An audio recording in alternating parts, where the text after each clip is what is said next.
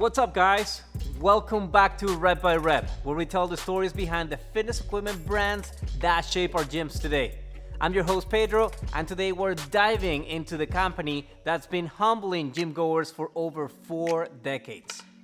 You have seen this machine lurking in gym corners like a mechanical predator, waiting to humble anyone brave enough to climb aboard. That spinning flywheel that sounds like a jet engine taking off, it's sitting there innocently. But the moment you grab the handle, you realize this isn't your average cardio equipment. But here's the wild part. This machine that has burned over 50 billion calories across gyms worldwide actually started because two brothers were sick of using terrible rowing oars.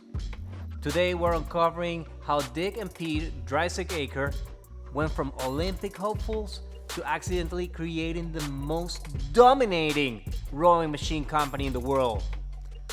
Concept 2. Our story begins in 1976 when two brothers had a problem.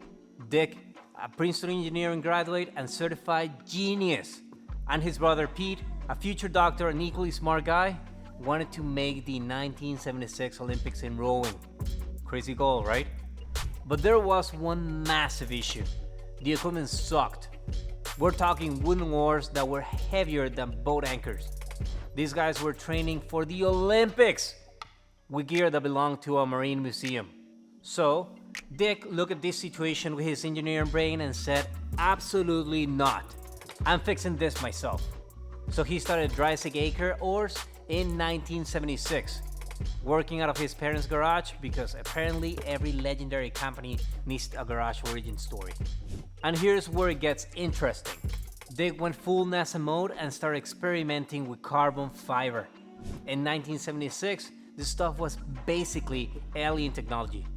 While everyone else was carving wood, Dick was creating oars that were lighter, stronger, and actually consistent. So, word spread quickly throughout the rowing world. Olympic athletes started using their oars, college teams were buying them, and suddenly these brothers from Vermont became the kings of rowing equipment. The success of these oars was great, but there was a seasonal hiccup. Rowing happens mostly when lakes are not frozen. Shocking, I know. So winter rolls around, sales drop, and the brothers need a solution to keep the business alive all year long. But something innovative happened in 1981. Pete came up with an idea that would change fitness forever. He looked at an existing indoor rowing machine and they were awful. Hydraulic systems that felt awkward. Whirlpool systems that were inconsistent. None of it felt remotely like actual rowing. And this is the moment when Pete asked the million-dollar question. What if he could make an indoor rowing that actually felt like being on water? And then Dick's engineering brain started firing like crazy. This is when he realized the secret is air resistance. When you row on water, your oar pushes against the water. The harder you pull, the more resistance you create. And the same principle can be recreated with air. It's just beautiful physics in action. So Dick designs this brilliant system, a flywheel with fins that spins throughout the air. The harder you pull, the faster the flywheel spins. And this creates more air resistance, just like rowing in water. It was a genius idea that was incredibly simple. So the Model A launched in 1981, and serious rowers lost their mind, but in a good way, of course. For the first time ever, you could get a legit rowing workout without needing an actual lake. But Dick and Pete weren't done yet. 1986 brought the Model B with improved everything. Smoother operation, better build quality, ready for commercial gym use. 1993 drops the Model C with a game-changing performance monitor. This wasn't just a display showing time. This was a full computer tracking every metrics a rower needs. But 2003, that's when they achieved perfection with the Model D. I'm not exaggerating. This machine has been virtually unchanged for over 20 years because they absolutely nailed it. The ergonomics, the feel, the durability, everything just works. And get this, Concept 2 is still family owned. Still operated out of Morrisville, Vermont. It still runs by the same brothers who started it all. They could have sold the company for a massive amount of money, but they chose to stay true to their vision. But here's where it gets crazy. Concept 2 turned indoor rowing into a legitimate sport. The World Indoor Rowing Championship exists because of these machines. Thousands of people travel internationally to compete on Concept 2 rowers. That's not just equipment manufacturing, that's culture creation.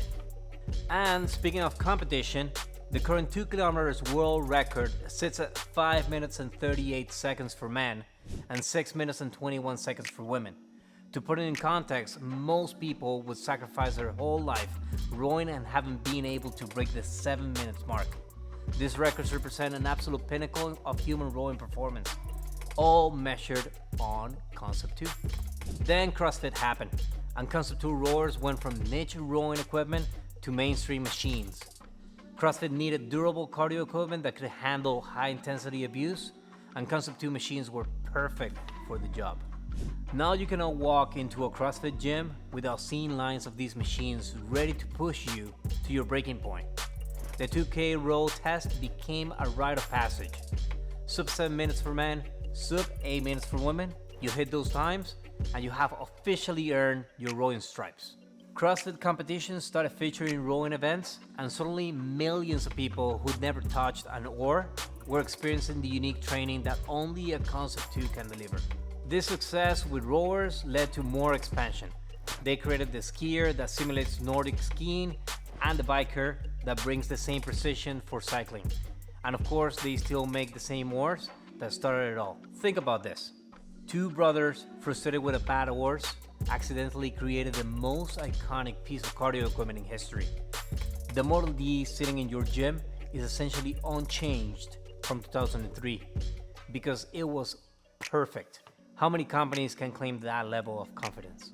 And that's how Concept 2 went from a garage startup to global rowing dominance. 2 brothers with Olympic dreams who ended up creating something way bigger than they ever imagined. And that's it for this episode of Rep by Rep. Drop a comment with the brand you would like to see next, and subscribe for more content about the companies that shaped our fitness industry. I'll see you guys next time. Peace.